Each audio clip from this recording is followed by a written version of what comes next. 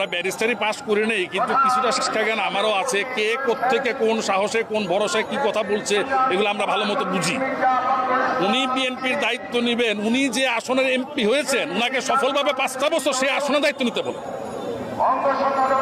উনি যে আসনে এমপি হয়েছেন বিনা ভোটের এমপি, আমি স্বামী নির্বাচনের এমপি, উনাকে বলেন যে আপনি তো বিনা ভোটে পাস করলেন, ভোট ছাড়াই, তো আপনি আপনার আসনের দায়িত্বটা আপনি ঠিক মতন নেন।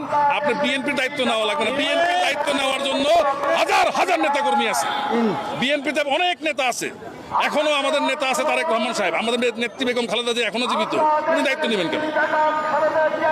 আমরা কি নেতা নেত্রী শূন্য নাকি? তাহলে আমাদের এত লোক কার ডাকে আসে? আওয়ামী লীগ নামে যে দলটা, সেই দলের তো এখন কিছু নাই।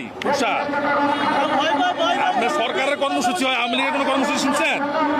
সরকার সাপোর্ট দেয় কর্মসূচি হয়, তাদের আওয়ামী লীগ দলের শুধু কর্মসূচি হয়, সেখানে এত আয়োজন কেন, এত সরকারি পয়সা খরচ হয় কেন? আমরা যা করবো তারা দেখে দেখে তা করবো, তাদের তো নিজস্ব রাজনীতি নাই। বুঝতে পারছেন না?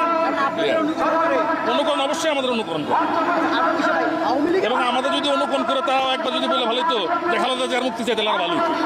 আপনারা দেখেন যে তাদের যে সমস্ত নেতাকর্মীরা এইরকম দুর্নীতি মামলায় 13 বছর 15 বছর সাজাপ্রাপ্ত, তারা নির্দ্বিধায় বাইরে ঘুরতেছে, তারা অনেকে এমপিও হচ্ছে, সংসদ নির্বাচন করছে, চেয়ারম্যান হচ্ছে, তারা বিদেশে যাচ্ছে, তাদের বেলায় কোনো বিধিনিষেধ নাই।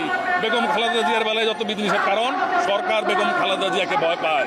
তারা খালেদা জিয়ার নামে জানে যে বেগম খালেদা জিয়া মুক্তি পেলে তারা ভয় পায়, বেগম খালেদা মুক্তি পেলে তাদের মস্তক কেটে যাবে, তাদের হয়তো মস্তক থাকতে হবে না। তারা যে জোর করে তারা বাংলাদেশের মস্তকে অধিষ্ঠিত হয়ে আছেন, সেই মস্তক তাদের টিকবে না, এই ভয়ে তারা বেগম খালেদা। কিন্তু আমাদের দাবি হচ্ছে যেহেতু তার চিকিৎসা খুব বেশি প্রয়োজন, যে চিকিৎসা বাংলাদেশ সম্ভব না, সেই চিকিৎসার জন্য তাকে মুক্তি দিয়ে অবশ্যই বিদেশে যেতে দেওয়া উচিত। আপনারাও তো নিশ্চয়ই জানেন যে আমরা আইনি প্রক্রিয়ায় তো গেছিলাম, যে একটা কথা বারবারই বলতে হচ্ছে যে যেই মামলায় অন্যজনকে জামিন দেওয়া হচ্ছে, অন্যজনের সাজা মওকুফ করা হচ্ছে, সাজা স্থগিত করা হচ্ছে, কিন্তু সেই মামলায় বেগম খালেদা জামিনই পাচ্ছেন না। এইখানে আইনি প্রক্রিয়ায় আমরা কতদূর কি করতে পেরেছি বা আপনারা সবই জানেন, সবই বুঝেন।